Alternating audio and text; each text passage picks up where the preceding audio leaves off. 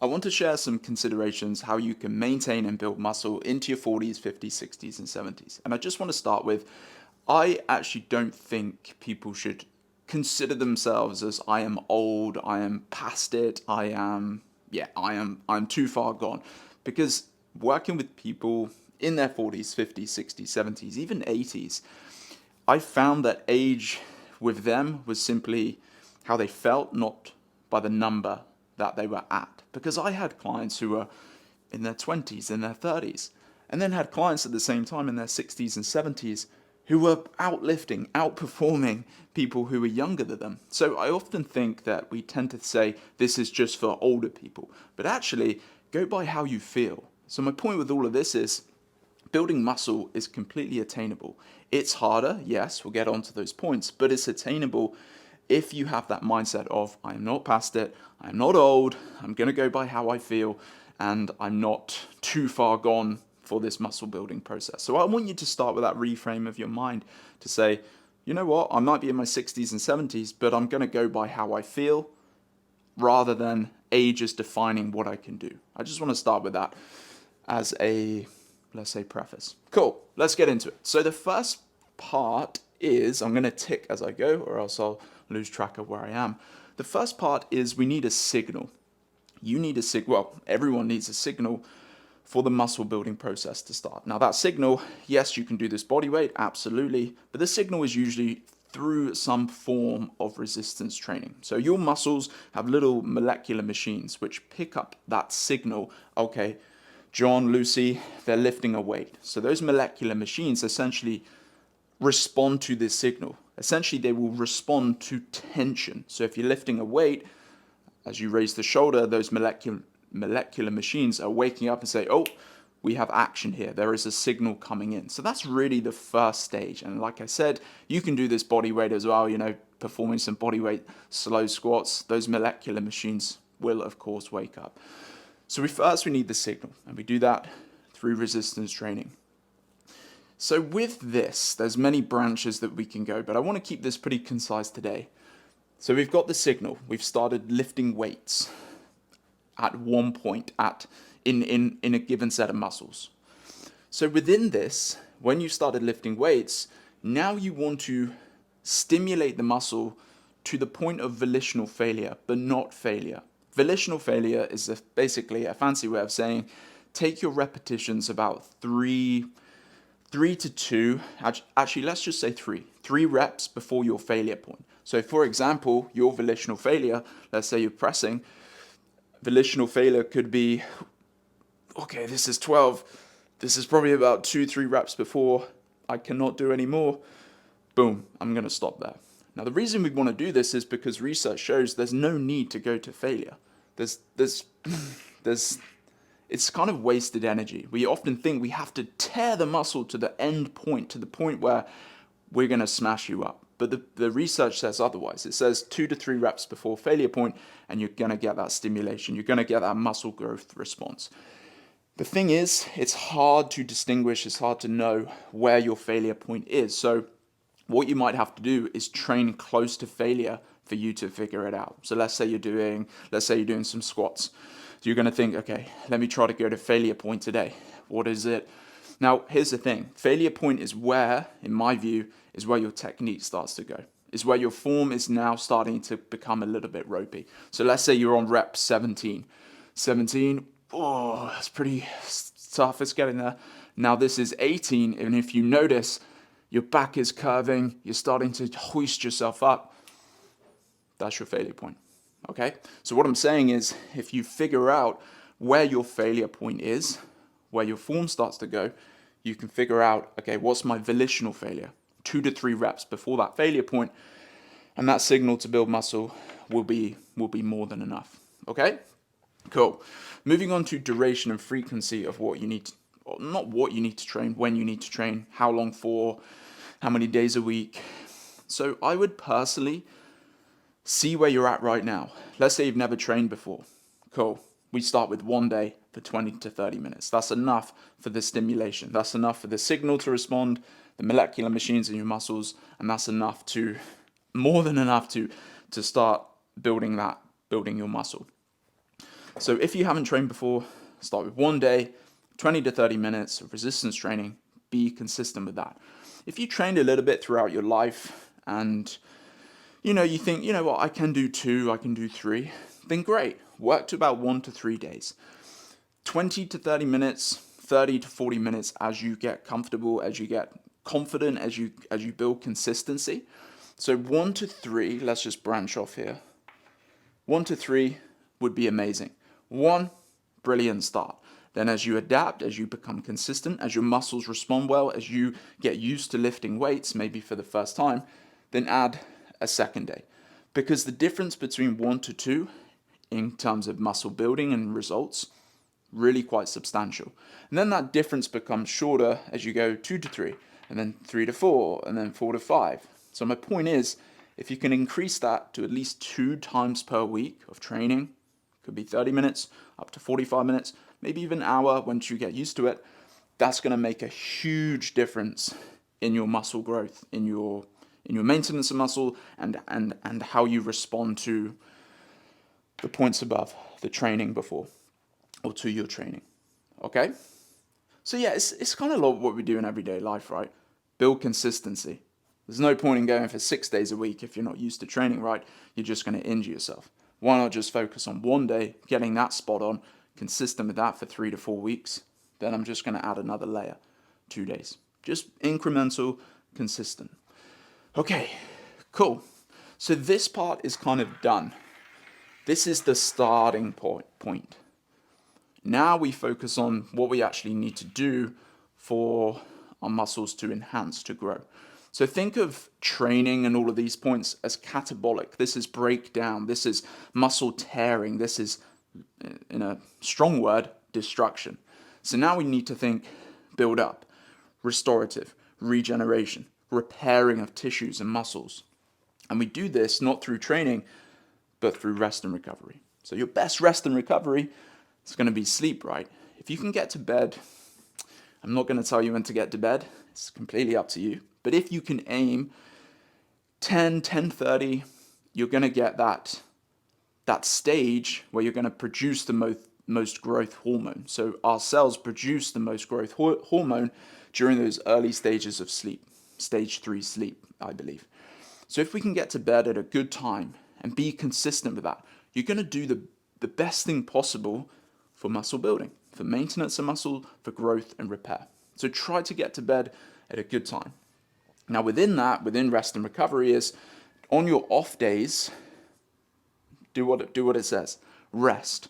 And it doesn't have to be sitting on the sofa watching TV. Yes, that's a form of rest. But it could be active rest, stretching, mobilization, walking. It could be a little slow 2K. It could be just doing something active like swimming. So you're doing the opposite, or you're doing something different than weight training. So rest doesn't have to just be sitting down. It can be active, right? It can be you still moving and stimulating the body, which I actually really, really recommend. So rest, recover, and within that, stress management as well. Stress is very destructive, right? Stress in short term is very good. It's known as eustress, the Greeks call it. But chronic stress is our body's going to break down. We're not going to send the signal to the body to build muscle. We're sending the signal to the body to deal with stress, deal with the problem, the stressors, send all of those stress hormones, which is opposite to muscle building. So manage your stress. Walk, chat to friends, take some time out, have some fun, laugh, do meditation, mindfulness, breath work, whatever you need to do that you feel is congruent to you and reduction of your stress. We're all going to be different, right? So rest and recover, because this is where it gets good. This is where you'll build the muscle. Rest and recovery. Cool. Now protein. Big emphasis on protein, especially as we age. So a good calculation that you can do. Now, I've done this calculation before and people said, whoa, that is so much. But remember, aim for something, not get it straight away. So what I mean by that is, let's detour down here. A good calculation, and let's keep it simple. I'll keep it on the lower end. that you can do, and I'm going to work in kilograms, we can do 1.1 to 2 times your body weight in kilograms, and that will give you a figure of what to aim for in terms of daily protein requirements. Now, you might look at this and do the calculation, okay, I've typed in 1.1 times my body weight. What? That's like 3 times more of what I'm doing. Don't stress. It is all good. We don't need to hit that straight away, but it's a target. It's just I don't know what the analogy to use, but it's a focus, right? We don't have to get there straight away. We can build up. So let's say your calculation comes at 90 grams of protein, and you're currently having 30 grams. That's a big jump, right? So what we're thinking is, okay, let's not aim for 90. That can be the future goal. Like we're always doing, incrementally getting to something. We can think, how about I start with, okay, I'm on 30 grams now. How about I start with 50 grams? Let me add it by another 20 grams. That could be another portion of protein during one of your meals. It could be a protein shake, and I'm actually going to get on supplements in a minute. But think, how can I get there? Not, I need to get there straight away. It's a different mindset. But that's just a simple calculation that you can focus on to get your protein levels higher. And a good, easy way to think of it is, okay, if I'm having 3 main meals, protein-packed breakfast, protein-packed lunch, protein-packed dinner. If you are someone who doesn't eat breakfast, okay, protein-packed lunch. Maybe I can supplement in the afternoon. I'm going to come on to that in a second. Protein-packed in the evening. So there's many ways to do it, but a simple way is to think, just get it in my main eating patterns, my main eating windows. Cool. And obviously protein is your building blocks, right? Works together with rest, works together with the signal. If we don't have the protein on board and the calories on board, we can only get so far, right? Where the body's like, well, I'm capped. I need something more to be able to grow further. And that's when you need to make sure the calories and protein are at a good level. Not excessive, just good level. Okay, supplements. We're cruising through. Last 2. So supplements, there's 2 ones that we can consider. It got a bit messy, didn't it? I was supposed to keep this clean. One is creatine. Now, to use an analogy, creatine is essentially a battery pack. Actually, I'm not going to use that analogy. Think of creatine. So imagine you're going to go on a long journey. You got in the car and you already have a supply of petrol, supply of fuel. Now that is representative of creatine. Your body naturally produces creatine. So we're starting the journey. We have this natural, we already have some fuel on board in the car. We already have some creatine. We're going to go on the journey. Now, as we go on the journey, the body's going to use a bit of that creatine, right? Because we're moving, we're training, we're at the gym, we're stimulating muscles, so our body uses things to enhance the energy to perform a certain task. So you're driving, the creatine starts to go down.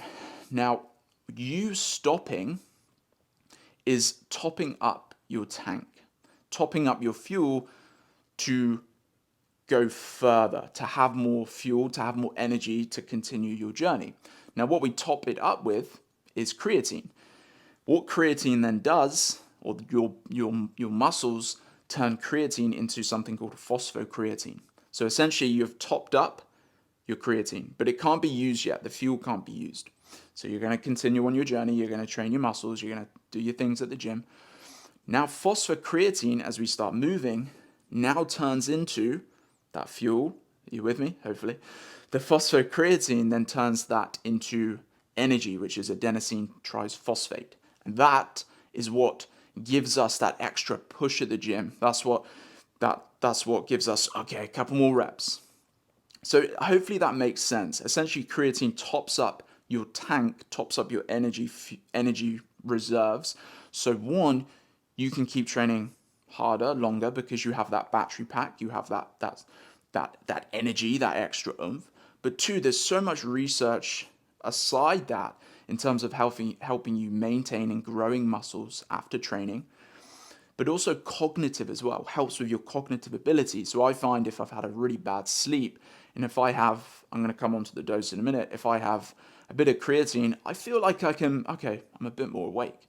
Because like I just said, it's fuel. It's topping up that tank. It's the adenosine triphosphate, which is an energy, right?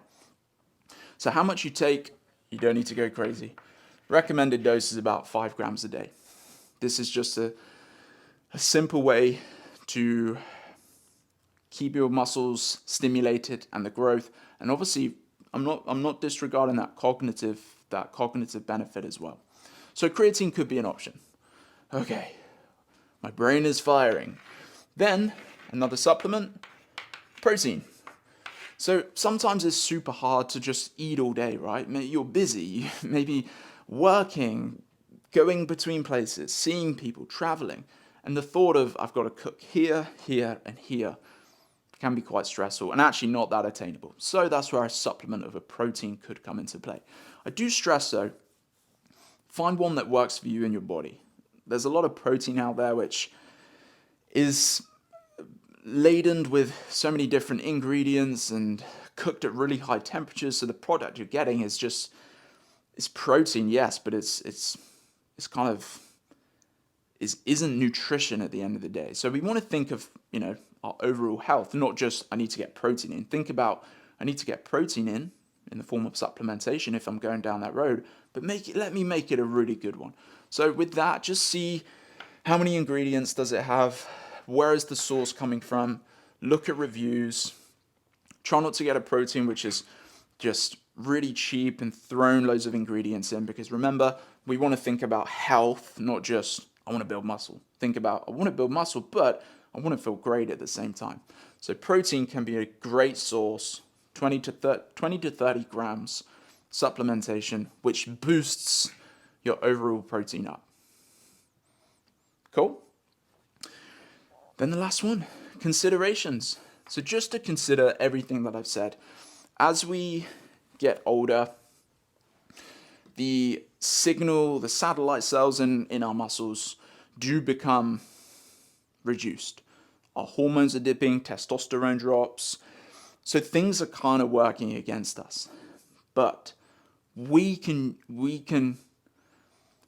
fend off those things happening. They're still going to happen, but we can essentially put a block there and say, "Hey, this is happening, but I'm going to meet you in the middle." And we do that through using our muscles, right? Use it or lose it. We counteract the effect of satellite signals reducing, muscles losing,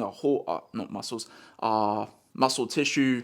I've forgotten the name of the event that happens as your muscle protein synthesis loses. But essentially, as things drop, we can put a stop. We can do our best to say, "Hey, you're not going any further. I'm gonna meet you where you're at." And we do that through using it. Use it or lose it. Keep up consistency with exercise, with training, with strength training, with walking, moving the body, but specifically today to maintain muscle and to keep building muscle. Use your muscles. Train consistently. Like I said, it doesn't have to be breaking the bank 7 days a week, 2 to 3 days. And it's going to be enough for these considerations to be halted. Okay? Then one more thing with that is don't just train for muscles. Train for how you feel. Train for energy. Train to have the ability to pick things up from the floor. Train to be able to get up from a low surface. Train to play with your grandchildren, with your children. Train to have fun. Train to connect with other people. So there's other reasons for training at the gym, training with weights, than just that process of, I want to maintain muscle. Okay, so you think about the whole arena of training. So my point with all of that is that should motivate you to continue training instead of just thinking, I'm motivated by continuing to build muscle. I'm actually motivated by every other aspect of that as well. Cool. Well, I hope that was helpful.